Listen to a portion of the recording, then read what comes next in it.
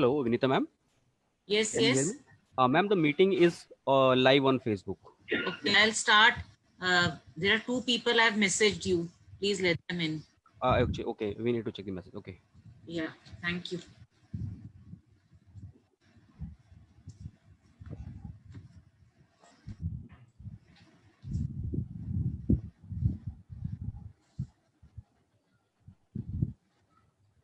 Good morning, everyone.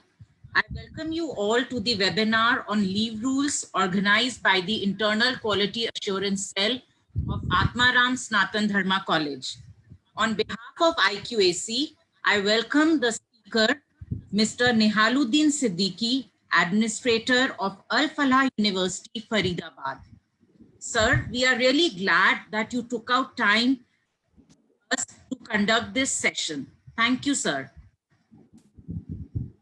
Our college has successfully conducted several webinars during this period of lockdown under the able guidance of our principal, Dr. Gyantosh Kumar Jha. Now, I would like to invite the principal of the college to say a few words. Thank you, Vinita. Good morning to all. On behalf of ARSG College, I welcome Mr. Nihaluddin Siddiqui, today's speaker for this webinar, and welcome you all the participants who are present here in this webinar and who are going to uh, see this session on Facebook Live. I welcome you all. In fact, it is my great pleasure and honor to welcome Mr. Nihaluddin Siddiqui, who has given us his valuable time for this webinar on leave rules. When I was deciding this topic to discuss about the leave rules, I was a little scared that it should be useful or not. But when registration got started and I saw how people are interested in this topic, so I thought that it is a hot topic for all of us. Everybody wants to know the leave rules and want to avail more and more leaves. So Mr. Nihaluddin Siddiqui is going to deliver his lecture on rules, and I think we all will be enlightened through his lecture. Thank you, Siddiqui Sahab. You have given us your time, and I'm really grateful. Thank you so much. Once again, I welcome you and all the participants. Thank you. Thank you, sir. Mr. Nihaluddin Siddiqui is presently working as an administrator at Al Falah University, Faridabad. He renders consultancy services to various educational institutions, framing their statutes, ordinances, rules, and regulations. Mr. Siddiqui possesses 40 years of experience in educational administration, particularly in establishment matters, personnel management, vigilance, disciplinary, and service matters. He was a member of the committee constituted by the UGC, which drafted ordinances for newly established central universities. He has been a regular resource person in staff training programs of academic administrators, assistant registrars, administrative officers, orientation programs for the faculty members conducted by the Jamia Millia Islamia, Aligarh Muslim University, Maulana Azad National Urdu University, Hyderabad, and Gurukul Kangri University, Haridwar, and many more. Thank you, sir, for accepting our invitation. And now I invite Mr. Nihaluddin Siddiqui to give his lecture on the leave rules. Very good morning, नमस्कार and आदाब। ये मेरे लिए बहुत ही खुशी की बात है कि एक लंबे इंतजार के बाद मैं आज आत्माराम कॉलेज से जुड़ रहा हूँ। एक्चुअली 13 मार्च को मेरा एक लेक्चर डिसाइड हुआ था, फिर अचानक लॉकडाउन की वजह से वो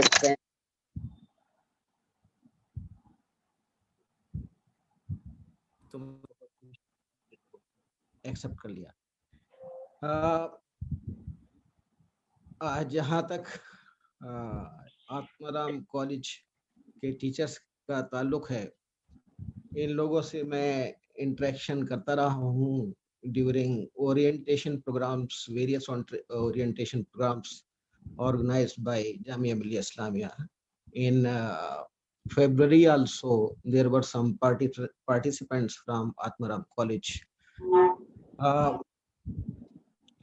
मैं प्रिंसिपल साहब जनाब ज्ञानतोष कुमार झा साहब, डॉक्टर विनीता तुरी साहिबा और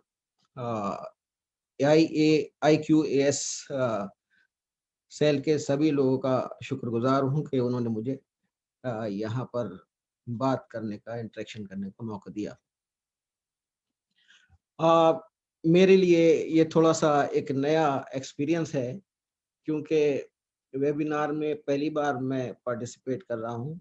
वैसे direct eye contact, direct lectures एक ज़माने से देता चला आया हूँ और उसका अलग अट्रैक्शन होता है, लेकिन कुछ मजबूरियां हैं जिसकी वजह से हम लोग आजकल डिस्टेंस बनाए हुए हैं। इस पर मुझे उर्दू के एक मशहूर कवि बशीर बदर साहब का एक शेर याद आ रहा है। 30 साल पहले वो बम्बई गए थे, एक छोटे से शहर से, तो वहां पर लोगों ने उनको टाइम नहीं दिया और उनको ऐसा लगा कि यहाँ के लोग बहुत ज्यादा बिजी रहते हैं और सही तरह से मिल नहीं पाते हैं। तो उन्होंने एक शेर कहा था कि कोई हाथ भी न मिलाएगा जो गले मिलोगे तपाक से। तपाक कहते हैं उत्साह से। कोई हाथ भी न मिलाएगा जो गले मिलोगे तपाक से, ये नए मिजाज का शहर है, जरा फासले से मिला करो। तो हम लोग फासले से मिल रहे हैं, लेकिन ये टेक्नोलॉजी ऐसी है कि फासला होते हुए भी हम एक दूसरे के बहुत करीब हैं। Now coming to the topic, I have been delivering lectures on various service matters, and initially it was proposed that I should speak on service matters, but later on very rightly Principal Saab decided to focus on leave rules. और जैसे अभी principal साहब ने कहा कि leave rules एक बहुत ही hot topic है। ओरिएंटेशन प्रोग्राम्स में भी जब मैं जाता हूं तो जो सबसे ज्यादा क्वेरीज होती हैं, जो सबसे ज्यादा उत्सुकता होती है, वो लीव रूल्स के बारे में जानने की होती है। यहाँ पर जो हम लीव रूल्स की बात करेंगे तो पर्टिकुलरली दिल्ली यूनिवर्सिटी के रूल्स के रेफरेंस में बात करेंगे और साथ ही साथ और यूनिवर्सिटीज के रूल्स के बारे में भी बात करेंगे, गवर्नमेंट रूल्स के बारे में भी बात करेंगे। कंपैरेटिव इंफॉर्मेशन अगर मैं चाहूंगा दे पाया तो मैं आपको जरूर दूंगा। इनफैक्ट थोड़ा सा एक बिल्कुल बहुत 2-3 मिनट के लिए मैं एक यूनिवर्सिटी स्ट्रक्चर, यूनिवर्सिटी एडमिनिस्ट्रेशन के बारे में कहना चाहूंगा। जहां तक दिल्ली यूनिवर्सिटी का ताल्लुक है, it was established by an act of 1922। Naturally बहुत ही ओल्ड यूनिवर्सिटी है, one of the old university. जब हम लोग नई सेंट्रल यूनिवर्सिटीज के लिए एक्ट एंड स्टैट्यूट्स फ्रेम कर रहे थे, तो उस वक्त हमने इसकी दिल्ली यूनिवर्सिटी के एक्ट का सहारा लिया। जो दिल्ली यूनिवर्सिटी का एक्ट है वो इंटरनेट पर अवेलेबल है, अमेंडेड अपडेटेड अप टू 2004, और जाहिर है कि मैं उसी को पढ़ पाया हूँ। उसके बाद कोई अगर चेंजेस आई हो तो मैं उसको शायद न बता पाऊँ। और दिल्ली यूनिवर्सिटी में जो हमारे विजिटर होते हैं वो प्रेसिडेंट ऑफ इंडिया होते हैं। चीफ डायरेक्टर जो होते हैं वो chief commissioner of state of Delhi होते हैं। उसके अलावा जो ऑफिसर्स ऑफ द यूनिवर्सिटी हैं, चांसलर होते हैं, प्रो चांसलर होते हैं जो कि चीफ जस्टिस ऑफ इंडिया होते हैं, प्रो वाइस चांसलर होते हैं, ट्रेजरर साहब होते हैं जिनको ईसी इलेक्ट करती है, डीन्स ऑफ फैकल्टीज होते हैं। इसके अलावा जो स्टैट्यूट्स ने ऑफिसर्स डिफाइन किए हैं वो हैं director of south campus, director of open learning, librarian and proctor. इसके अलावा जो यूनिवर्सिटी एडमिनिस्ट्रेशन में जो दूसरा पिलर है वो होते हैं अथॉरिटीज ऑफ द यूनिवर्सिटी। वो है court, executive council, academic council, finance committee और दूसरे officers as declared by the standing committee from time to time. With this brief background of university administration, now I will switch over to leave rules. In fact, जब मैं leave rules तलाश कर रहा था Delhi university के, तो मैंने देखा कि लीव रूल्स जो अवेलेबल हैं वो अप टू अक्टूबर 2013 है। I was little surprised because University Grants Commission issued a regulation 2018 wherein they have prescribed various service conditions, promotion rules, including leave rules, and that regulation was mandatory to all the universities which are fully or partially funded by the University Grants Commission. अब जहां तक Delhi university का ताल्लुक है, Delhi university is one of the oldest central universities and it is naturally fully funded by the University Grants Commission. So it was binding upon Delhi University also to adopt the leave rules as prescribed by the University Grants Commission in its regulation 2018. जब मैंने और search किया तो मुझे पता लगा कि Delhi University has updated its leave rules in the light of University Grants Commission Regulation 2018. These rules have been amended and approved by the Executive Council of Delhi University, while its resolution dated 1st and 2nd July 2019. तो मैं आपको जो information दे पाऊंगा, जो rules की information दे पाऊंगा, वो 2nd जुलाई 2019 तक के बारे में दे पाऊंगा। हो सकता थोड़ा बहुत कहीं चेंज आया हो, लेकिन मुझे नहीं लगता, क्योंकि this has been updated as per UGC regulation 2018। अब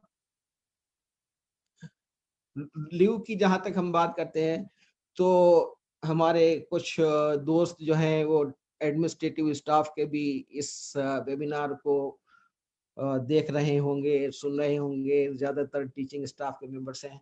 तो एक कुछ ऐसी धारणा है कि हमारे जो नॉन टीचिंग स्टाफ मेंबर्स हैं वो सोचते हैं कि भाई टीचर्स आर वेरी लकी। क्यों भाई, क्यों, क्या ऐसा लकी है कि भाई उनके पास तो बहुत छुट्टियां होती हैं, हमारे पास कहाँ इतनी छुट्टियां होती हैं। तो हो सकता है थोड़ा बहुत फर्क हो, वैकेशन वगैरह का फर्क है, लेकिन यह है कि छुट्टियां तो नॉन टीचिंग स्टाफ को भी मिलती हैं और टीचिंग स्टाफ को भी मिलती हैं। और इसमें जब हम शुरू करते हैं तो एक लंबी लिस्ट है for which university teachers are entitled for leave rules. The kind of leave बताने से पहले दो प्रिंसिपल, जो इंपॉर्टेंट प्रिंसिपल हैं, वो आपको मैं बताना चाहूंगा।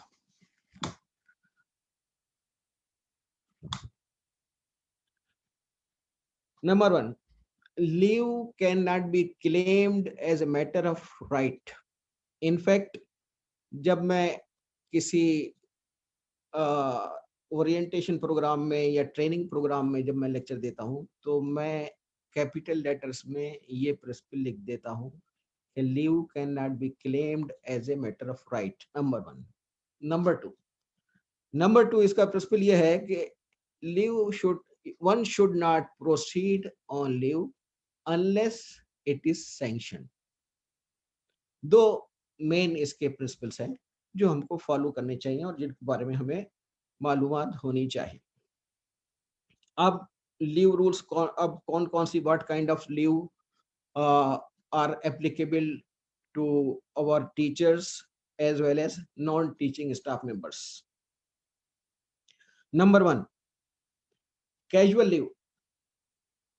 In fact, अगर हम गवर्नमेंट रूल्स की बात करें तो गवर्नमेंट रूल्स में it is very clearly mentioned in government rules that A government servant on casual leave is treated on duty. तो अगर कोई ड्यूटी पर है तो by virtue of that spirit of rule ये लीव रूल्स में के डोमेन में आता ही नहीं है कैजुअल लीव. और इसीलिए ये जो प्रिंसिपल मैंने अभी आपको बताया, पहला प्रिंसिपल के leave can not be claimed as a matter of right and one should not proceed on leave unless it is sanctioned. This is in fact is not applicable in the case of casual leave. But I always advise to our participants, to our teachers and non-teaching staff members that we should avoid unnecessary pangas from the administration. अगर हम कभी casual leave पर भी जा रहे हैं तो it is our duty, it is our moral duty that we should at least inform through SMS, through WhatsApp or through phone to the leave sanctioning authority that I will not be coming on duty due to certain reasons. ऐसा नहीं है कि आपको rule बता दिया तो आप कहें कि नहीं साहब हम तो जब जाएंगे उसके बाद छुट्टी की एप्लीकेशन दे देंगे. तो this will create this may create unnecessary पंगा. How many leave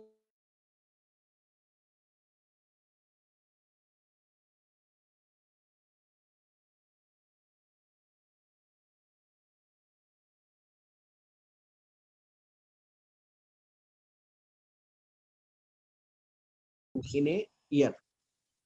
अब ये ईयर जो है किसी यूनिवर्सिटी में ये ज्यादातर तो ये कैलेंडर ईयर होता है 1 जनवरी टू 31 जनवरी. कुछ में ये एकेडमिक ईयर हो सकता है, कुछ में फाइनेंशियल ईयर हो सकता है, लेकिन एक साल होता है. 8 छुट्टियां you are entitled to avail during a year, 8 casual leave. इसमें मैं ये बताता चलूं कि those who are physically challenged they are entitled for 4 more casual leave. That means 8 plus 4 they can avail अपने आप लग जाते हैं ना 12 ये ऐड होती लग जाती है in a year. इसमें इसका जो एक मुख्य और इम्पोर्टेंट रूल है वो ये है कि casual leave can not be combined. Casual leave cannot be combined with any other kind of leave. नमस्कार पवन भाई. तो ये Please, it's a request, mute yourself. Hello, अरे वो क्लास वास लेनी पड़ेगा ना इस टाइम पर, तो किताब सामने रखनी पड़ेगी. Please mute yourself. Cannot be combined with class लेनी पड़ेगा ना 10th क्लास, except 10th की क्लास 10 बजे लेनी पड़ेगी. एक इसकी जो है सिस्टर लीव है 12 बजे. Special casual leave. So this cannot be combined with any other kind of leave except casual leave, special casual leave. अब हमने बात की कि टीचर और administrative staff member is entitled for 8 days casual leave. Suppose any incumbent joins service sometimes in the month of May, June. So how many leave, how many casual leave can he avail during the up to December 31st December of that particular year? तो इसमें यह है कि जो proportionate उनका बनता है 4-5 छुट्टी, वो they can avail that much of casual leave during that particular year. एक सवाल इसमें यह आता है कि क्योंकि जो नए इनकमेंट्स होते हैं उनके पास और कोई छुट्टी नहीं होती, और जनरली एक ये भी फैक्ट होता है कि मोस्टली वो लोग बैचलर होते हैं और उनके पास कोई छुट्टी नहीं होती, और जब देखते हैं कि भाई गवर्नमेंट सर्विस में आ गए तो कुछ केसेस में छुट्टी, उनकी शादी जो है वो तय हो जाती है, अब शादी करने जा रहे हैं और छुट्टी कोई और है नहीं, और कैजुअली हम कितनी लेंगे, मान लीजिए एट ए टाइम कितनी छुट्टी हम ले सकते हैं। तो या और कोई भी वजह हो सकती है, जब और कोई छुट्टी नहीं है, कोई और ऐसी वजह आ गई, किसी ज़रूरी काम से हमें जाना है और दिल्ली से बाहर हमारा होम टाउन है, तो हम एक टाइम पे कितनी, वैसे तो आमतौर से ये होता है कि 1 महीने में 1 कैजुअल लीव दे देते हैं। अगर हमें ज़रूरत पड़ जाए शुरू में ही, मान लीजिए फरवरी के महीने में, मार्च के महीने में, जनवरी के महीने में 3-4 दिन की कैजुअल लीव की, तो क्या इट कैन बी सैंक्शन्ड? तो इसका जवाब ये है कि the quantum of leave to be sanctioned to a particular employee can be decided by the leave sanctioning authority if he or she is satisfied that the employee will return to his duty. उनको अगर ये लगता है कि भाई इनको genuine जरूरत है और हम इनको 1 से ज्यादा, 2 से ज्यादा छुट्टियां दे रहे हैं, तो वो उनको 3, 4, 5 छुट्टी एक साथ दे सकते हैं, provided he or she is satisfied that he will return to duty. He will return to duty का मतलब ये तो नहीं है, ऐसा तो नहीं है कि मैं कोई इस तरह का चालाक आदमी हूँ कि मेरी जेब में जो है एक अपॉइंटमेंट लेटर किसी और यूनिवर्सिटी का पड़ा हुआ है और मैं सोच रहा हूँ कि 4-5 छुट्टियां मैं यहाँ से दिल्ली यूनिवर्सिटी से मार लूँ और फिर उसके बाद JNU ज्वाइन करूंगा, फिर वहाँ 4-5 छुट्टियां, 6 छुट्टियां जो भी हैं वो कर लूंगा। तो ऐसा कोई तो नहीं है, इसलिए ये लीव सैंक्शनिंग अथॉरिटी पर छोड़ दिया गया है कि वो अगर सेटिस्फाइड है तो 1 से ज्यादा, 2 से ज्यादा छुट्टियां शुरू में भी दे सकते हैं या एट ए टाइम दे सकते हैं। अब आते हैं हम इसकी sister leave, that is special casual leave. Special casual leave है तो कैजुअल लीव की सिस्टर लीव, जहां स्पेशल हमने कैजुअल लीव में कहा था कि आप चाहें तो इन्फॉर्म कर दें, टेलीफोनिकली इन्फॉर्म कर दें, SMS से इन्फॉर्म कर दें, व्हाट्सएप से इन्फॉर्म कर दें, लेकिन इस केस में ऐसा नहीं है। इसमें आपको पहले इन्फॉर्म करना पड़ेगा, इन्फॉर्म नहीं करना पड़ेगा बल्कि आपको इस छुट्टी के बारे में इसकी कुछ कंडीशंस हैं। हमारे जो टीचर दोस्त हैं वो इसमें बड़े कंफ्यूज रहते हैं कि हमें कब स्पेशल कैजुअल लीव के लिए अप्लाई करना चाहिए और कब ड्यूटी लीव के लिए अप्लाई करना चाहिए। ये दोनों एक जैसी छुट्टियां हैं और हमेशा कंफ्यूजन बना रहता है कि whether I should apply for special casual leave और फॉर ड्यूटी लीव। तो अगर चाहें तो आप लोग नोट कर सकते हैं कि special casual leave, a teacher is entitled for 10 days special casual leave in a particular year for the purpose of conducting examinations। आपको दूसरी यूनिवर्सिटीज में जाना होता है, प्रैक्टिकल्स कराने होते हैं, वाइवास कराना होता है, conducting examination, conducting inspections और स्टेरिलाइजेशन ऑपरेशन, उसके लिए 14 दिन की स्पेशल कैजुअल लीव मिलती है। तो 3 पर्पसेस हैं for availing special casual leave. अब हमने बात की कि conducting examination, inspection of the institution.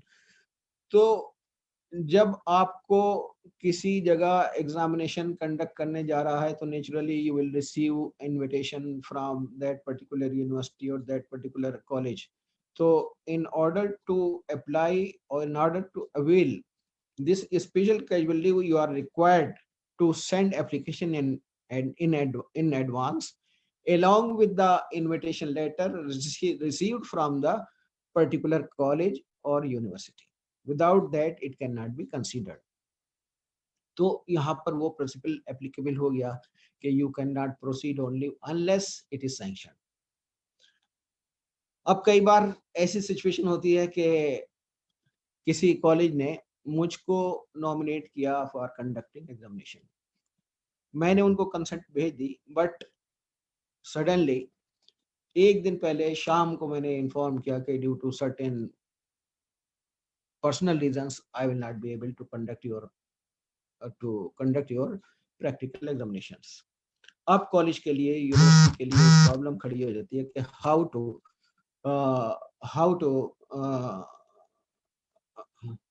How to arrange another person. अब जो दूसरा पर्सन है उसके लिए प्रॉब्लम ये हो जाती है कि कैसे वो छुट्टी सैंक्शन करें। तो आमतौर से ये होता है कि जो कॉलेजेस हैं या लीव सैंक्शनिंग अथॉरिटी है, इन सच सर्कमस्टांसेस आपको ये लिख के भेजना पड़ेगा कि I received a call, telephone call और invitation only just one day before, kindly grant me this special casual leave. I will submit the certificate on joining. तो आमतौर से जो लीव सैंक्शनिंग अथॉरिटी है, keeping in view such circumstances, they sanction the leave applied for.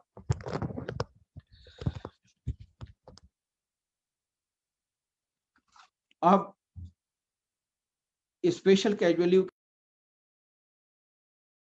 हम आपको बता, जैसा कि मैंने आपको बताया कि ड्यूटी लीव, और इसमें बड़ा कंफ्यूजन रहता है कि कब हम स्पेशल कैजुअल लीव के लिए एप्लीकेशन दें और कब हम ड्यूटी लीव के लिए एप्लीकेशन दें। तो duty leave, a teacher is entitled for 30 days, 30 दिन duty leave in a particular year for the purpose. ये पर्पस इसके जो है आप ध्यान से सुन लें या कहीं नोट कर लें।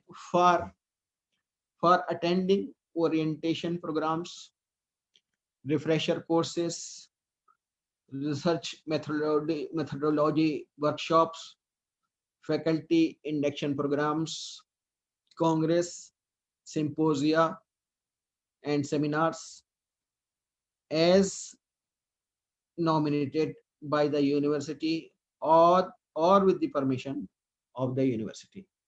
इन पर्पजेस के लिए जो है ड्यूटी लीव आपको अप्लाई करना पड़ेगा, और इसमें वही duty leave can not be combined with casual leave. जैसा कि हमने पहले कहा था कि casual leave can not be combined with any other kind of leave.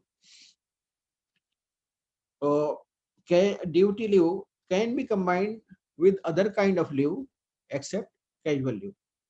For instance, you were invited for a lecture by university, Himachal University. आप हिमाचल शिमला गए, वहाँ पर आपने लेक्चर वगैरह दिए, उसके बाद सोचा कि भाई अब थोड़ा सा यहाँ पर घूम फिर लें, तो आप उसके लिए अर्न लीव, ड्यूटी लीव के साथ अप्लाई कर सकते हैं, और you can combine your this duty leave with other kind of leave if you decide to. अब इसके बाद जो लीव आती है, हमारी जो नेक्स्ट लीव आती है, वो आती है earn leave. Earn leave is the only leave. देखिए, अब तक मैंने जितनी आपको छुट्टियां बताई वो सब फुल पेपर है, चाहे वो कैजुअल लीव हो, चाहे स्पेशल कैजुअल लीव हो, चाहे ड्यूटी लीव हो। This leave, this earn leave also is on full pay. मगर एक बात बताऊं कि this is the only leave which can be encashed. तो इसीलिए इसको मैं कहता हूं ये रोकड़ा लीव है, और इसको बहुत ही ध्यान से यूज करना चाहिए, क्योंकि on the date of retirement, as per the rules, as on date, you can encash maximum 300 days earned leave on the date of your retirement. Apart from it, you are entitled to encash 10 days earned leave while availing LTC. This facility is available up to 6 occasions. मतलब 6 बार आप LTC ले रहे हैं तो ये आपको 6 बार 10-10 करके earn leave का इनकैशमेंट हो जाएगा। हाँ, ये आपके अकाउंट से वहाँ डेबिट होती रहेंगी। अब कई बार ऐसा होता है कि मैं एक एडवाइस करता हूँ, क्योंकि ये लीव इतनी इम्पोर्टेंट लीव है, रोकड़ा लीव इसको कहा, ये कैश, इसमें कैश इनकैशमेंट होता है। तो हमारी ड्यूटी है, हम हर टीचर को, हर स्टाफ मेंबर को ये अधिकार होता है कि he can check his leave account और service book once in a service career, बल्कि once in a year, बल्कि उनसे साइन भी लिए जाते हैं कि they have seen their service book and verify the entries. तो while checking the service book, और कुछ यूनिवर्सिटी में तो अब ये ऑनलाइन है, तो आपको ये देखते रहना चाहिए कि जो आपने छुट्टी लीव है, छुट्टी जो अर्न लीव ली है, वो सही तरीके से क्रेडिट हो रही है आपके अकाउंट में या नहीं, और सही तरीके से डेबिट हो रही है या नहीं आपके अकाउंट से। ये किस तरह से क्रेडिट की जाती है? On you are entitled for 12 days earned leave in a year. It will be accumulated at the rate of 12 leave per year. और ये 12 किस तरह से आपको दिया जाएंगे? This will be credited in your account in advance. Six earned leave will be credited in your account on 1st of every January, and similarly 6 earned leave shall be credited in your leave account on 1st of July. इस तरह से 6 + 6 आपको 12 छुट्टियां जो हैं हर साल आपके account में चली जाएंगी। ये तो एक्यूमुलेशन की बात हो गई। अब इसमें कई बार थोड़ी सी प्रॉब्लम हो जाती है, अनइंटेंशनली हो जाता है कि समटाइम्स पता लगा कि एक डिपार्टमेंट में 2 मेहता साहब हैं, एस.के. मेहता साहब ने छुट्टी ली अर्न लीव, और वो डी.के. मेहता साहब के अकाउंट से डेबिट हो गई। तो एक मेहता साहब तो फायदे में हो गए कि उनके अकाउंट में एक मेहता साहब के तो अकाउंट से वो हुई नहीं डेबिट, और दूसरे मेहता साहब जो है उनको नुकसान हो गया छुट्टियों का। तो इसलिए हम जब भी छुट्टी लें तो ये देखें कि वेदर छुट्टीज are properly credited and earned leave are properly credited and debited from your leave account. और इसमें एक और इम्पोर्टेंट इंफॉर्मेशन मैं आपको दे दूं कि जब हम इसकी maximum accumulation is allowed up to 300 days earn leave. अब 300 डेज मान लीजिए किसी के पहुंच गए, तो वो फिर उसके बाद जो उनकी लीव है वो क्रेडिट जो की जाएगी वो 300 + 6 306 नहीं होगी, 300 तो लिमिटेड रहेगी वहां पर, प्लस अलग से 6 छुट्टियां दिखाएंगे। अगर उस पर्टिकुलर 6 मंथ्स में आप 4 या 5 या 6 छुट्टियां लीव लेते हैं तो वो 300 में से डेबिट नहीं करेंगे, बल्कि आपकी जो 300 + 6 हैं उसमें से डेबिट करेंगे। ये गवर्नमेंट का रूल है, और मुझे लगता है कि दिल्ली यूनिवर्सिटी में भी ये रूल फॉलो हो रहा होगा।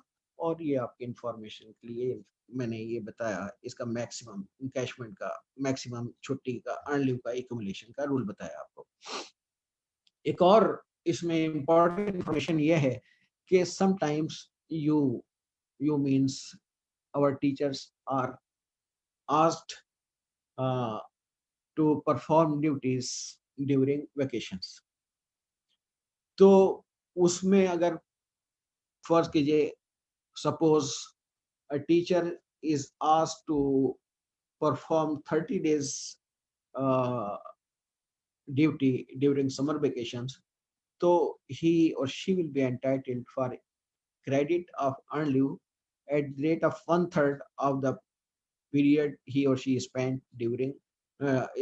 on duty during vacation. That means अगर 30 days किया है तो he or she will be entitled for 10 days earned leave for accumulation in his her leave account.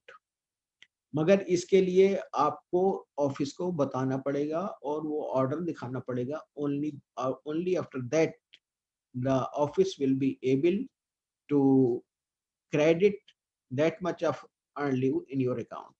तो ये आपको उनको बताना पड़ेगा और आपको बताना चाहिए. Then only they will be able to credit the earned leave in your account. अब आती है एक ऐसी छुट्टी जो कि फुल पे नहीं है.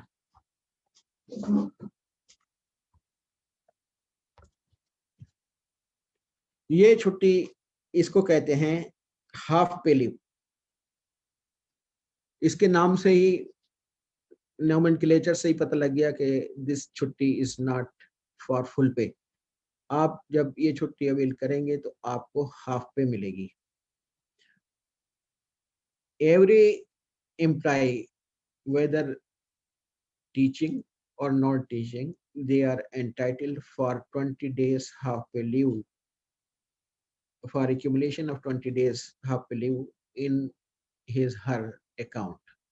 ऑफिस आपके अकाउंट में हर साल 20 हाफ पे लीव आपके अकाउंट में डाल देगा. ये भी आपको चेक करते रहना चाहिए कि वेदर प्रॉपरली ये छुट्टियां आपके अकाउंट में जा रही हैं या नहीं जा रही हैं.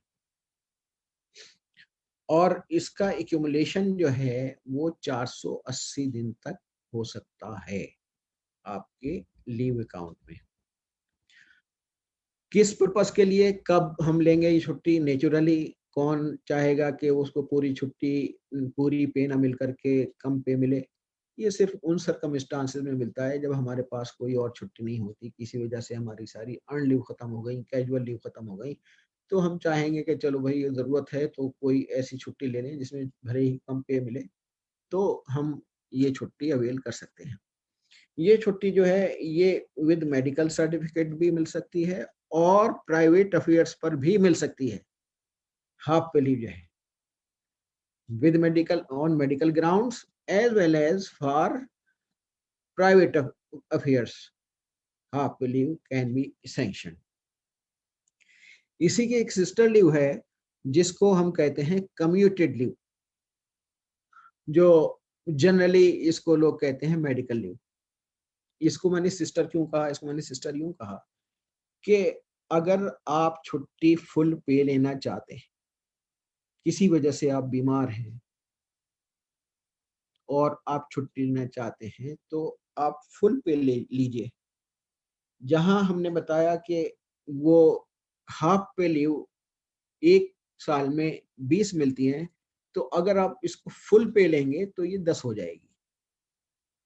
अगर फुल पे लेनी है तो 10 और हाफ पे लेनी है तो 20. तो इस तरह से ये इसकी सिस्टर है. इसमें और उसमें फर्क क्या है? इसमें फर्क यह है कि in case you decide to avail commuted leave, then you will have to produce a medical certificate from authorized medical attendant. Authorized medical attendants are prescribed by the university concerned. ये आपको पता होगा कि आप यहाँ कौन कौन से मेडिकल अटेंडेंट्स जो हैं, मेडिकल ऑफिसर जो हैं, कौन कौन से हॉस्पिटल जो हैं वो रिकॉग्नाइज्ड हैं. तो वहां से अगर आपको मेडिकल सर्टिफिकेट मिलता है, and not only medical certificate along with fitness certificate, अगर ये दो चीजें आपके पास हैं तो देन यू आर एंटाइटल्ड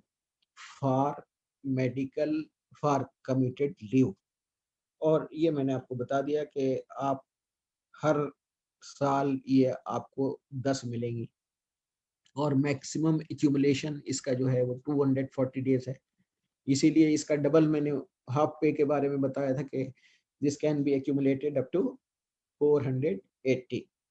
तो 480 का 50 जो है 50% जो है वो 240 हो जाता है। इसमें इम्पोर्टेंट चीज जो बताने की थी वो यही थी कि आप you are entitled for 200 for to avail you can avail this medical leave on full pay only on production of medical certificate along with fitness certificate. अब आती है extraordinary leave. This is the only leave where you do not get pay. This is always without pay. इसीलिए इसको कहते हैं extraordinary leave without pay. अब ये कब होता है? ये दो सर्कमस्टांसेस हो सकते हैं। एक तो ये सर्कमस्टांस हो सकता है कि आप जो है आपके पास सारी छुट्टियां खत्म हो गई, तो नेचुरली आपको कोई और छुट्टी अगर नहीं है तो you can request for extraordinary leave. ये जो एक्स्ट्राऑर्डिनरी लीव है, it an employee whether he or she is teacher or non-teaching staff, they are entitled to avail this kind of leave only after 3 years of completion of regular service.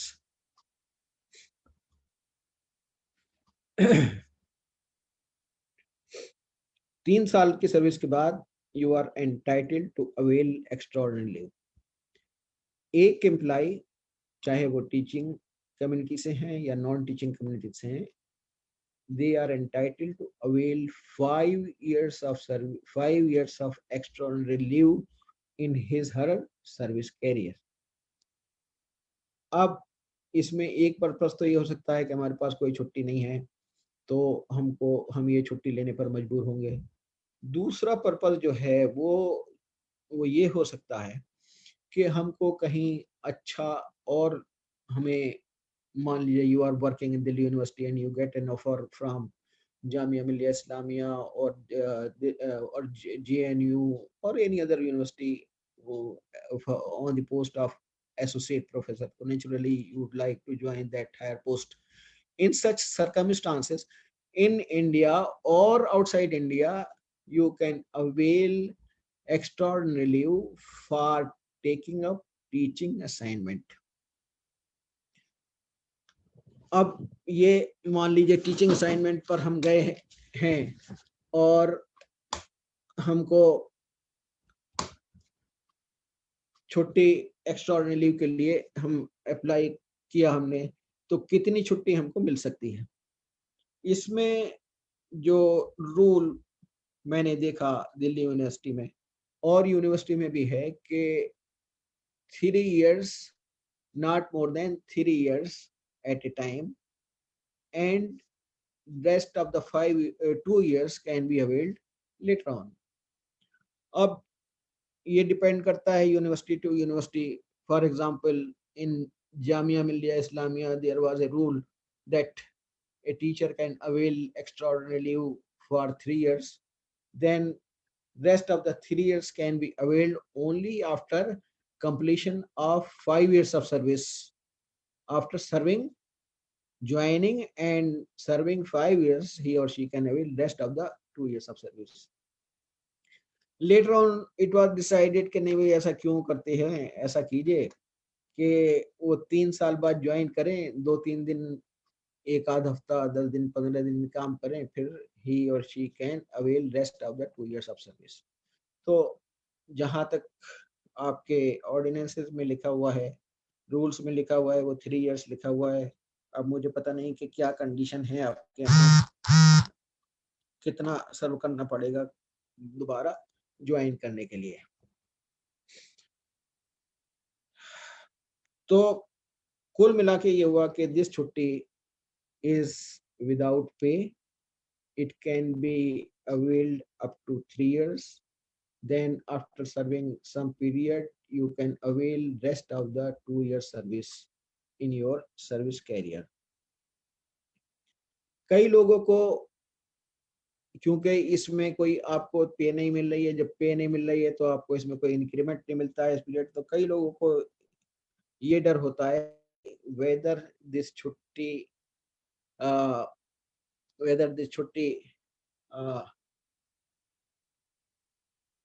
results break in service. No, not at all. बिल्कुल ऐसा नहीं सोचना चाहिए. Break in service in fact एक बहुत बड़ा penalty type है, क्योंकि अगर कोई किसी के ब्रेक इन सर्विस होता है तो फिर उसकी पास सर्विसेज फॉरफीट हो जाती हैं. और ब्रेक इन सर्विस जो है वो as a result of some indiscipline उसका ब्रेक इन सर्विस दिया जाता है. वेयर एज ये छुट्टी भले ही इस छुट्टी में कोई पे नहीं मिलती है, लेकिन ये अनऑथराइज्ड नहीं है. अगर आप छुट्टी एक्स्ट्रा ऑर्डिनरी लीव सैंक्शन करा के जा रहे हैं और टाइम पर ज्वाइन कर रहे हैं, तो भले ही उस पीरियड की आपको तनख्वाह नहीं मिल रही है, लेकिन it will not cause any break in your service. Kindly note this one. अब आता है मैटरनिटी लीव. जो हमारी सिस्टर्स इस टॉक को सुन रही हैं, तो उनको सबको मालूम है कि जो मैटरनिटी लीव है ये 180 डेज की होती है. इसमें जो नुक्ते की बात है, जो रूल की बात है, उसमें ये लिखा हुआ है रूल्स में कि ए गवर्नमेंट सर्वेंट और a teacher, female teacher, is entitled for 180 days maternity leave up to 2 living children. इसमें कहीं ये नहीं लिखा हुआ है कि मैरिड गवर्नमेंट सर्वेंट और मैरिड फीमेल टीचर. सिर्फ ये लिखा हुआ है government servant, a female government servant और a female teacher is entitled for 180 days maternity leave up to 2 living children. तो ये एक जनरल रूल है और आमतौर से सब हमारी जो सिस्टर्स हैं, जो हमारी फीमेल कोलीग्स हैं, उनको सबको पता है. लेकिन इसमें एक इम्पोर्टेंट जो नुक्ता है वो मैं आपको बताने जा रहा हूँ. इसमें बात हुई है कि अप टू 2 लिविंग चिल्ड्रन. एक सिचुएशन हुई, अप टू 2 लिविंग चिल्ड्रन की बात हो रही है. एक सिचुएशन आई कि एक लेडी टीचर हैं, उनका पहला इशू में एक बेबी होता है. ठीक है, कोई बात नहीं. She can avail 180 days maternity leave as per maternity leave rules. अब सपोज सेकेंड टाइम उनका ट्विंस हो जाते हैं, तो लिविंग चिल्ड्रन हो गए कितने? 1 + 2, 3 हो गए. रूल कहता है कि अप टू 2 लिविंग चिल्ड्रन.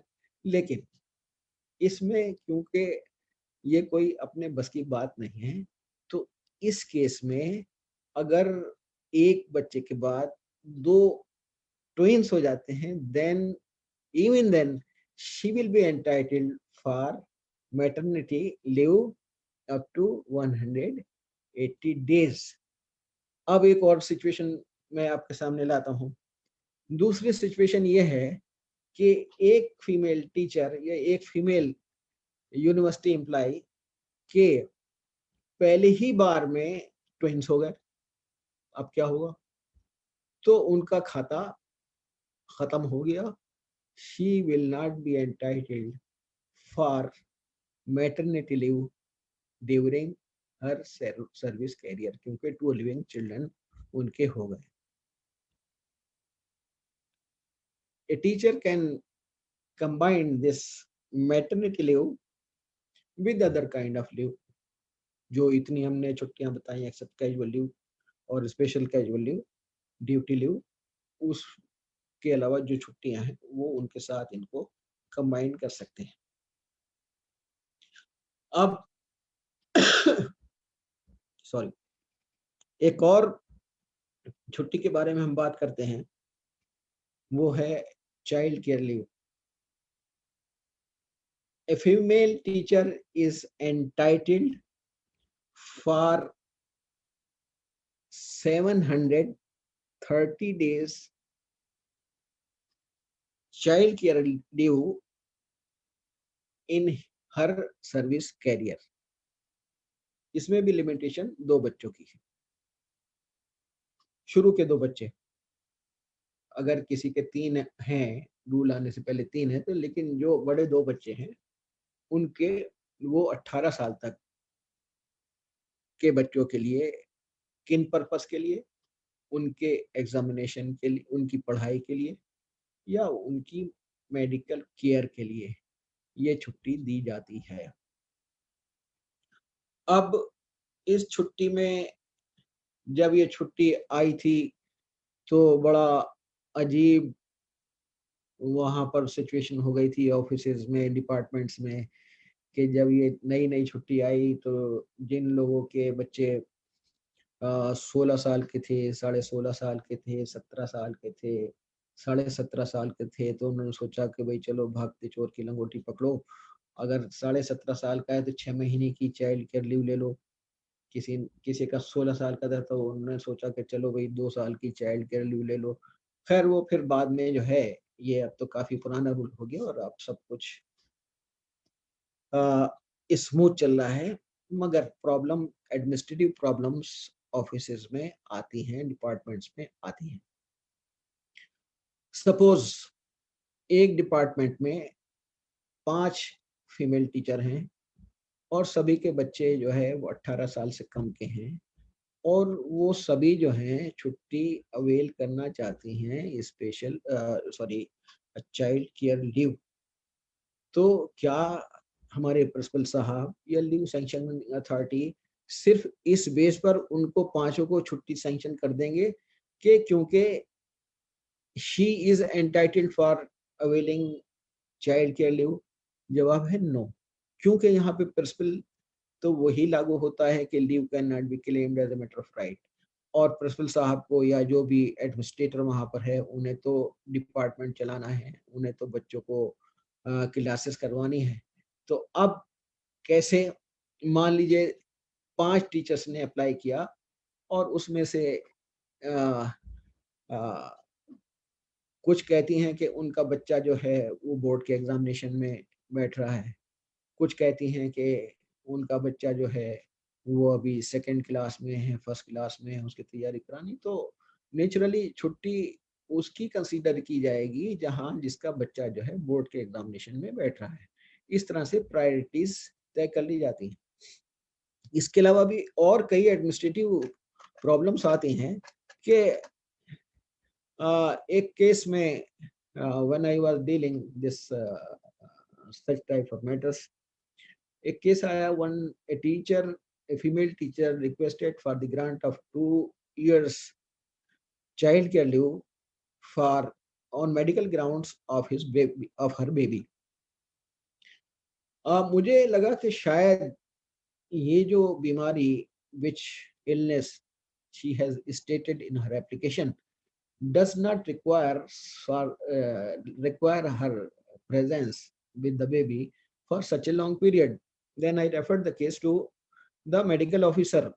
उसने लिखा कि भाई ये तो एक बहुत ही छोटी सी बीमारी है और मेरे ख्याल में 2-3 महीने की छुट्टी ये इनको दे दी जाए और देन बच्चा जो है इनका ठीक ठाक हो जाएगा। तो देन हर application for 2 years sanction of child care leave was not accepted. She was granted 3 months child care leave.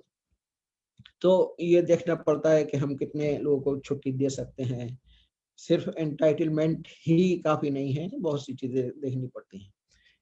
Departments को, जैसे मैंने कहा कि अब कई टीचर्स एक साथ छुट्टी पर चली गई चाइल्ड केयर लीव पर, तो बच्चों को क्लासेस तो करानी है। तो यूजीसी का ये रूल है कि अगर कोई टीचर चाइल्ड केयर लीव पर मोर देन 45 डेज गई हैं तो उनकी जगह पार्ट टाइम टीचर का अपॉइंटमेंट किया जा सकता है। ड्यूरिंग लेक्चर्स जब हम छुट्टी की बात करते हैं तो हम बात करते हैं कि भाई हमने मैटरनिटी लीव की बात की, हमने जो है चाइल्ड केयर लीव की बात की, तो हमारे जो मेल पार्टिसिपेंट्स हैं वो कहते हैं कि साहब आप तो सारा फोकस आपका जो है वो फीमेल पार्टिसिपेंट्स के लिए रहता है, हमारे बारे में कुछ बताइए। तो मुझे उन लोगों पर तरस आता है और मैं कहता हूँ कि भाई आपके लिए जो छुट्टी है वो है पैटर्निटी लीव, और वो पैटर्निटी लीव जो है ए मेल गवर्नमेंट सर्वेंट या male university employee is entitled for 15 day for 2 weeks paternity leave up to 2 occasions, पहले 2 बच्चों के लिए। अब कितने दिन, ऐसा तो नहीं है कि मैं मेरे 18 साल पहले बच्चे हुए, अब मैं कहूँ कि मैंने उस वक्त अवेल नहीं किया था, अब मुझे पैटर्निटी लीव दे दीजिए, नहीं, no, confinement, within confinement, confinement माना जाता है कि विद इन 6 वीक्स जो है आपको ये अवेल करनी पड़ेगी। तो जो मेल पार्टिसिपेंट्स हैं उनके लिए सिर्फ इतना ही है कि paternity they are entitled for paternity leave up to 15 days for two children. इससे पहले कि मैं एडॉप्शन लीव और दूसरी लीव पर आऊँ, जो इम्पोर्टेंट लीव फॉर टीचर्स हैं, नॉन टीचिंग को भी मिलती है, लेकिन नॉन टीचिंग को सबैटिकल लीव तो नहीं मिलती है, स्टडी लीव मिलती है विद सर्टेन कंडीशंस मिलती है। तो मैं आपको स्टडी लीव के बारे में बताना चाहूँगा। Teachers as well as non-teaching staff members are entitled for study leave not exceeding 3 years। एक सर्विस कैरियर में जो हमारे टीचर्स हैं, teachers means assistant professors, not associate and professors, assistant professors are entitled for study leave not exceeding 3 years। 3 years में भी ऐसा करते हैं कि इनिशियली दिस छुट्टी is granted initially for 2 years, और अगर 2 years में वो काम जिस पर्पस के लिए ये छुट्टी दी गई है तो उसको 1 साल का एक्सटेंशन उसमें दे देते हैं। फॉर ये छुट्टी जैसा कि इसके नाम से है स्टडी लीव जो है फॉर डूइंग पीएचडी या अदर वर्क, एकेडमिक वर्क है, उसके लिए ये स्टडी लीव दी जाती है। ये दिस छुट्टी is also granted on full पे।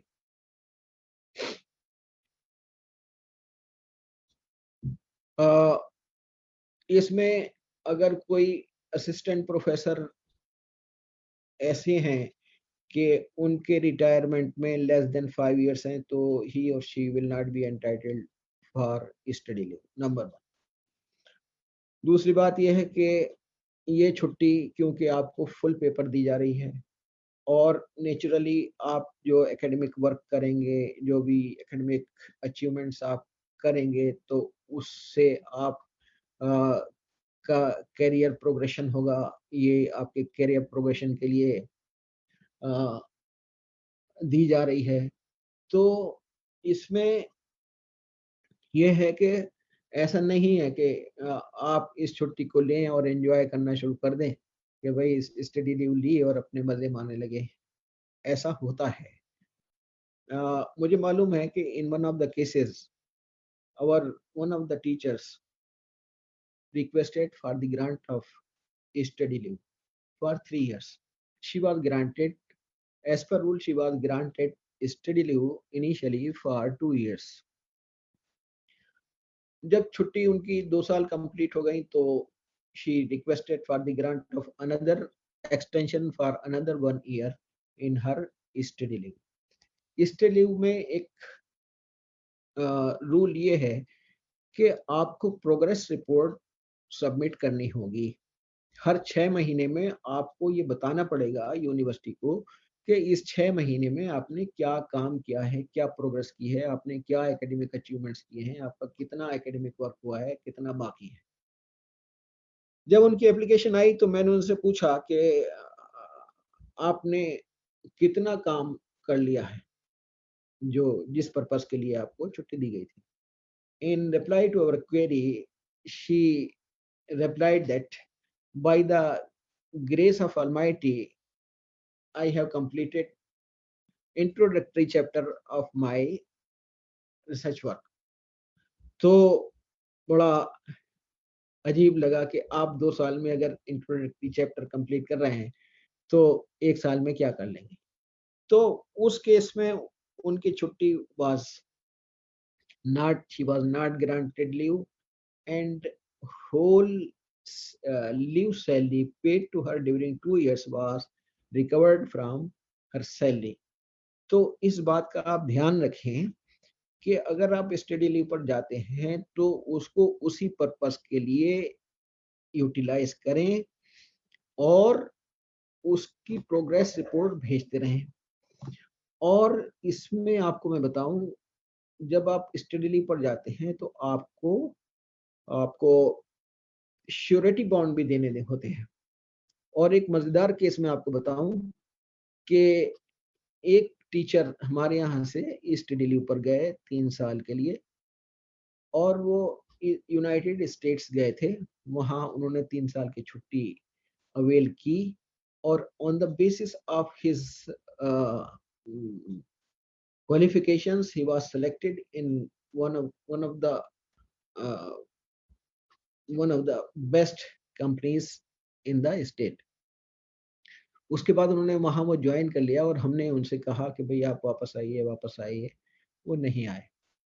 तो हमने उनको भेजा कि भाई आप जो है अपनी जो हमने आपको 3 साल की सैलरी दी है वो आप हमें वापस भेज दीजिए। तो उन्होंने उसका कोई जवाब नहीं दिया, और हमें कुछ पता लगा कि उनका कहना ही था कि आप अगर रिकवर कर सकते हो तो कर लो। मैं आपको ये बताना चाहता हूँ कि एडमिनिस्ट्रेशन के पास बहुत से टूल्स होते हैं। अगर ऐसा नहीं है कि अगर कोई छुट्टी लेके चला गया और सैलरी हम मांगे और न दे, तो बहुत से टूल्स होते हैं। इन दैट पर्टिकुलर केस हमने कहा ठीक है, अगर आप छुट्टी नहीं दे रहे हैं तो then we will write a letter to ministry of external affairs, और पासपोर्ट ऑफिस को लिखेंगे कि this man is a cheater, ये यहाँ से चीटिंग करके गया है, इसका पासपोर्ट कैंसिल कर दिया जाए। हम यूएस एम्बेसी को लिखेंगे कि ये चीटर है, ये वो नहीं कर रहा है। तो आप इसको बिलीव कर that with in 15 days he refunded entire leave salary of 3 years। तो ये मैं जस्ट आपको बताना चाहता था कि ये एडमिनिस्ट्रेशन के पास बहुत से टूल्स होते हैं कि वो उसको यूज करके अपनी रिकवरी कर सकते हैं। जहाँ तक श्योरिटी की बात है, उसमें भी थोड़ा सा अलर्ट रहने की जरूरत है, क्योंकि अगर वो नहीं देता है तो जिसने श्योरिटी दी है हम उससे पूछते हैं कि भाई तुमने कैसे श्योरिटी दी थी, हम क्यों ना आपकी सैलरी से रिकवरी करें, तो अननेसेसरी का एक पंगा सा बन जाता है। इसलिए श्योरिटी भी जब कभी किसी की दें तो बहुत ध्यान से दें। तो ये हुआ study leave. Then sabbatical leave. Assistant professors who have not availed study leave and are having 7 years of service, or associate professors and professors are entitled for availing sabbatical leave up to 2 years to undertake research work and other academic pursuits. ये भी छुट्टी जो है initially 1 साल की दी जाती है, और उसके बाद it is extended up to another 1 year। इसमें भी रूल ये है कि आपको बताना पड़ेगा कि आप क्या काम कर रहे हैं, उसमें क्या प्रोग्रेस है, और ये छुट्टी आपको फुल पे दी जाती है। बहुत तेजी से मैंने ये लीव रूल्स आपके सामने रखे। इसमें एक जो रूल बचता था वो था adoption leave.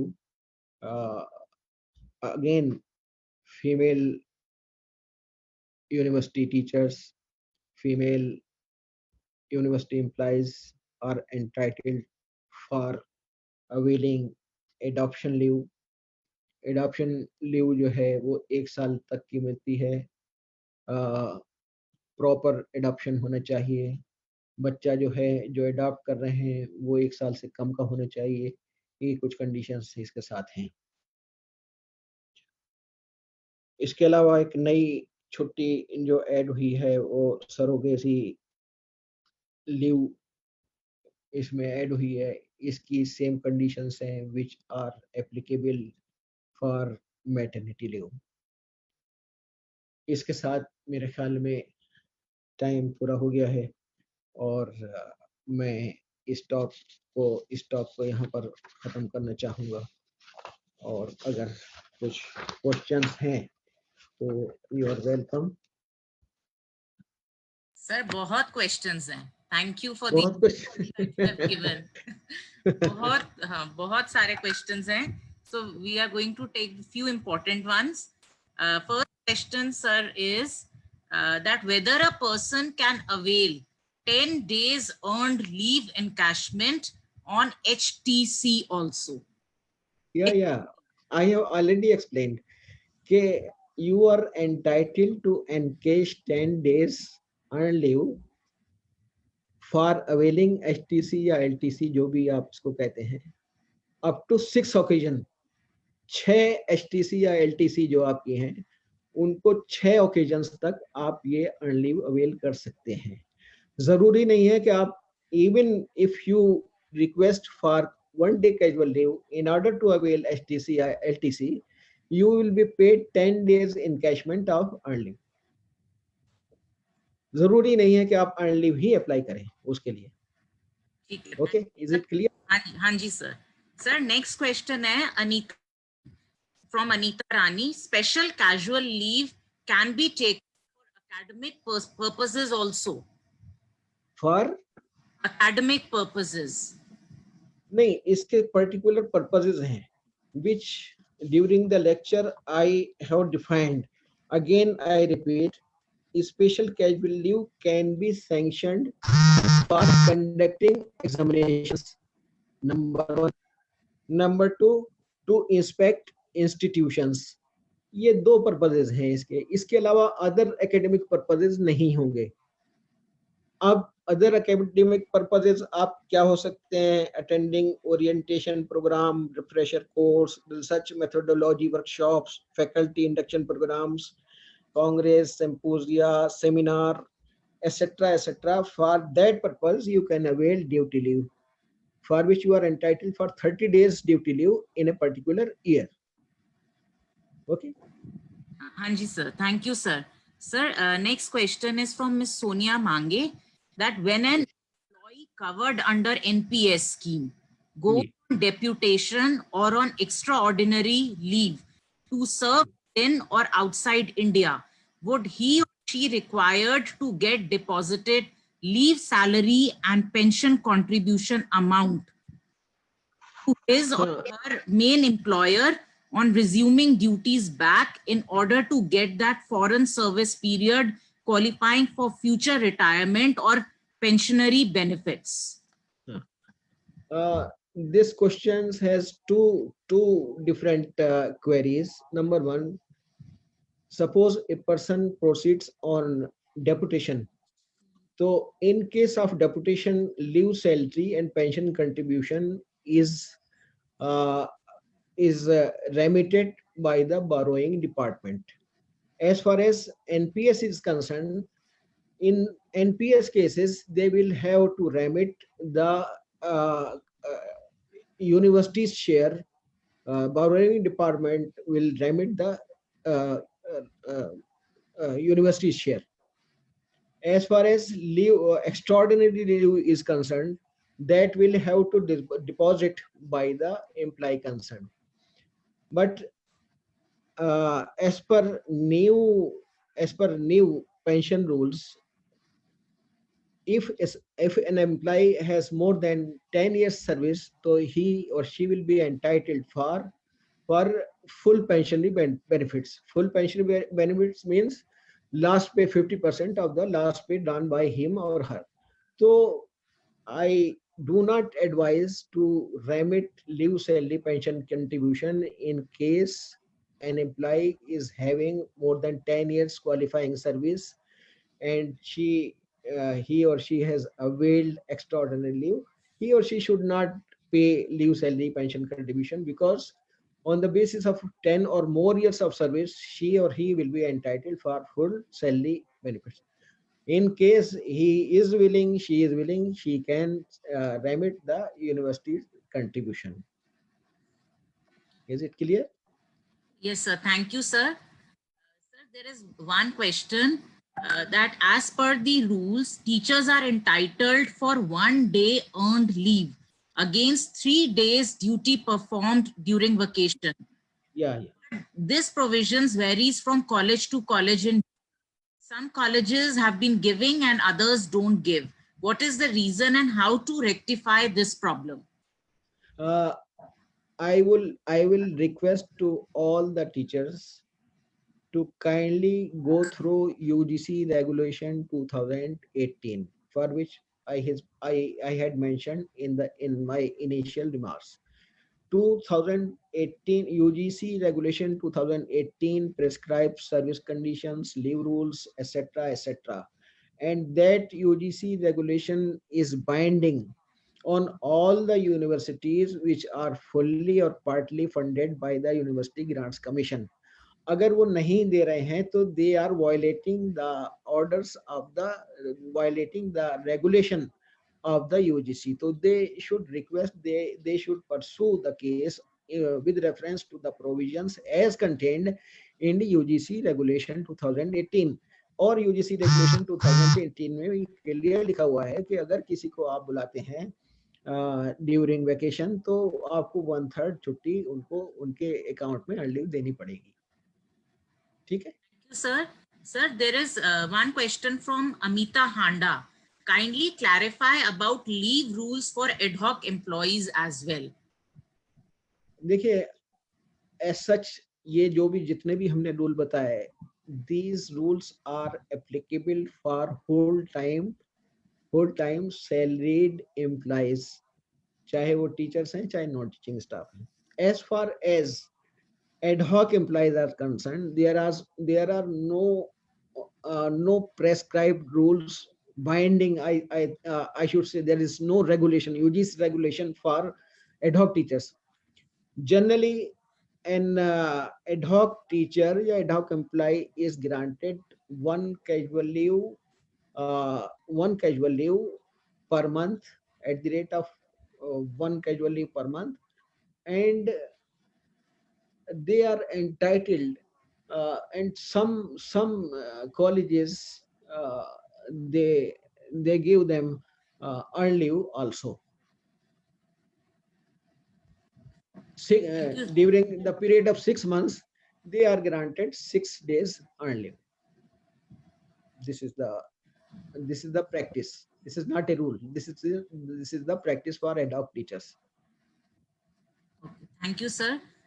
Sir, there is one question. Can maternity and CCL be combined? This is from Miss Palak. Maternity and CCL. CCL means CCL or maternity leave को हम combine कर सकते हैं. Child care leave. Yes. It can be. The only this casual leave and special casual leave cannot be combined with any other kind of leave. That means CCL or any other kind of leave except casual or special casual leave can be combined with maternity leave. और maternity leave rules में तो वैसे भी बहुत ही soft हुआ है. कोई भी अगर छुट्टी बढ़ाना चाहते हैं किसी भी तरह से तो that छुट्टी is granted. Thank you. Except casual leave and special casual leave. Thank you, sir. Sir, if some women candidate joins government service just after 2 or 3 months after the delivery, is she entitled to avail maternity leave? No. She will not be. She will not be entitled. Okay. Thank you, sir.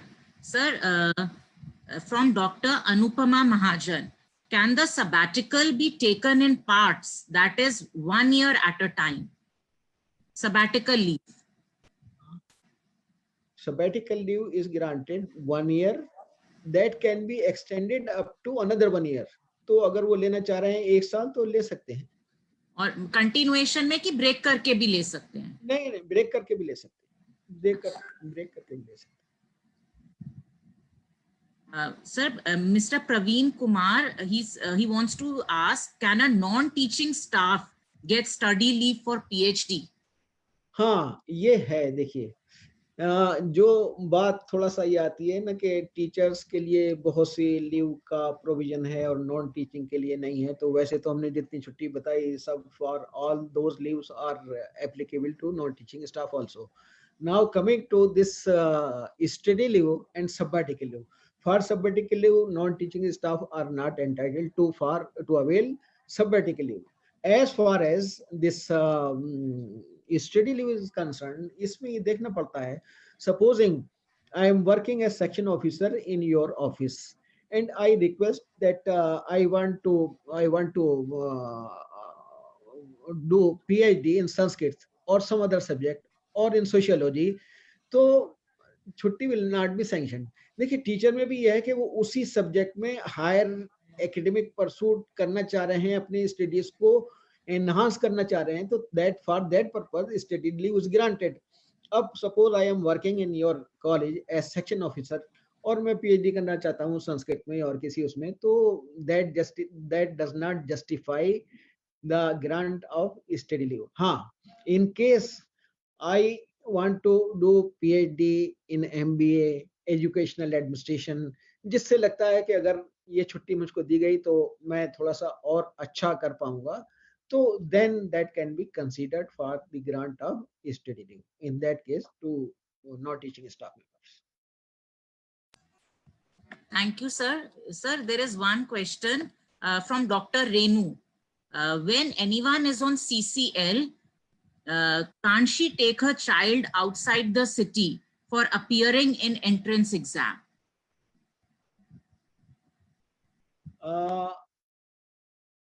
अब ये CCL उन्होंने for word purpose, इस पे depend करता है कि for word purpose she has requested for the grant of CCL. दो purposes हमने बताया आपको कि one for preparation of the examination of for the studies of the baby और फॉर मेडिकल केयर.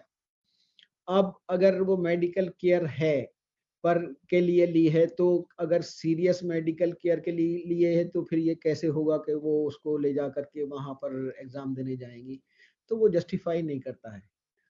और एक आध दिन की बात है तो उसमें कोई प्रॉब्लम नहीं है, और वो बाहर जाना चाह रहे हैं, 3-4 महीने के लिए जाना चाह रहे हैं, तो फिर that does not justify. Thank you sir. Sir एक क्वेश्चन है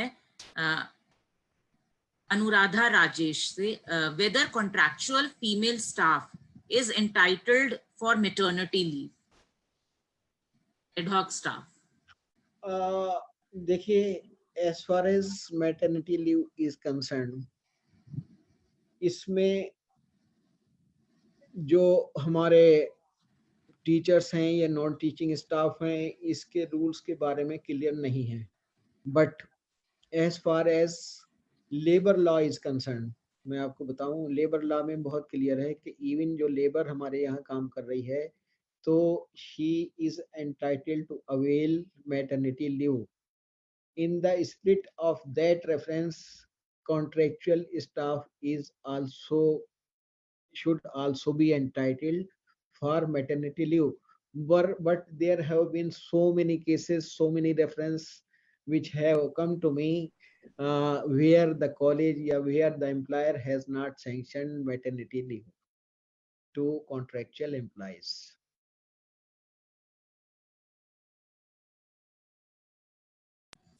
Thank you, sir. Sir, there is a question from Dr. Rashmi Behel.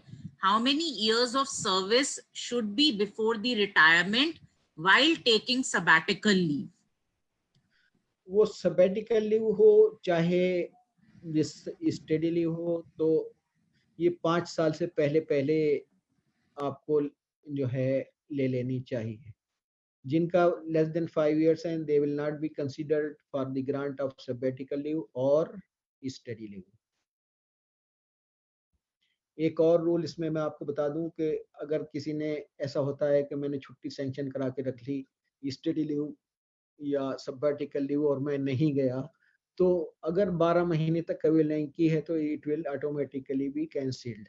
ऐसा नहीं है कि हम रिजर्व में रख लें और फिर अपने कन्वीनियंस पर चले जाएं।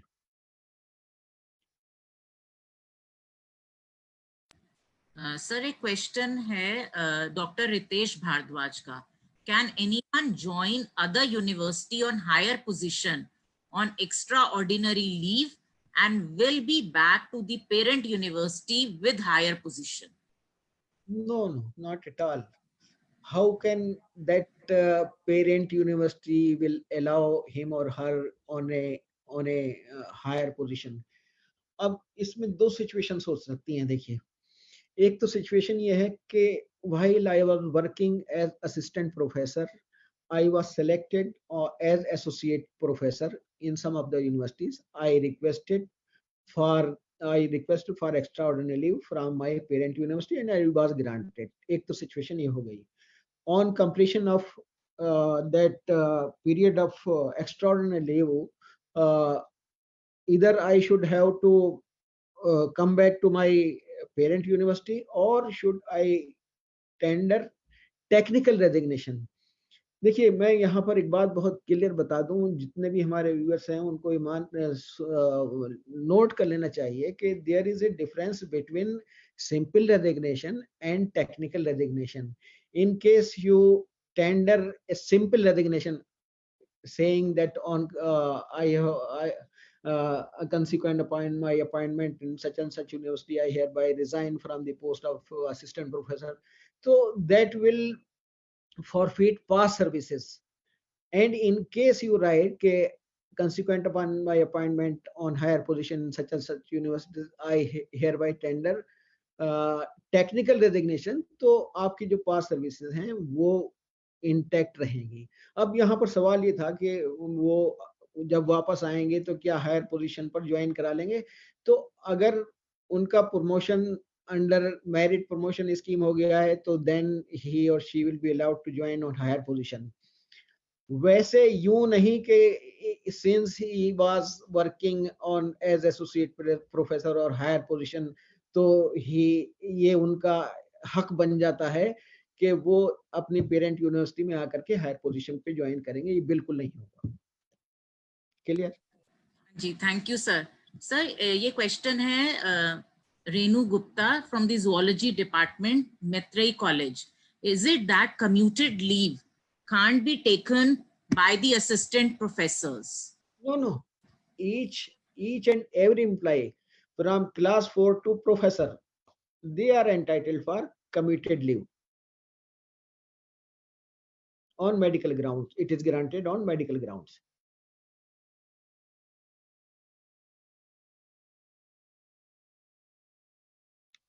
Questions left. What are the leave rules regarding MTP? MPP means MTP. हाँ, उसमें भी मैटरनिटी लीव मिलती है 45 डेज की।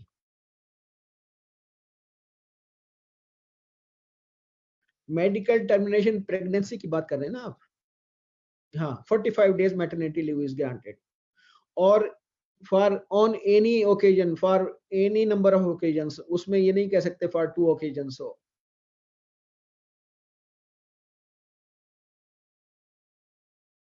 आपकी आवाज नहीं है। There is a question from Sonal Gupta. Are we entitled to increments while on study leave? Yes. Only you are not entitled for earning increments only during the extraordinary leave, which is without pay. On all kind of leave, you are entitled to earn the increments.